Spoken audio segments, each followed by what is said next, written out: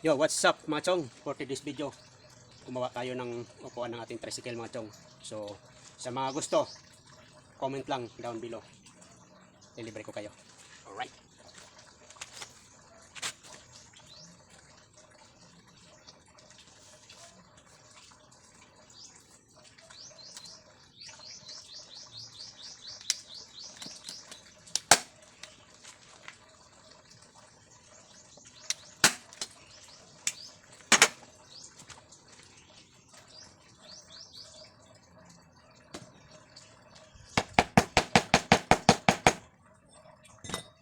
Mga chong, ito yung last na nating hunat mga chong para maayos na natin ito lahat ng ating upuan.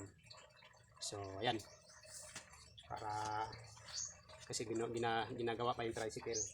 So habang wala tayong pasada ngayon, pansamantala nating binabago yung upuan sa ating kabady. So alright mga chong, thanks for watching.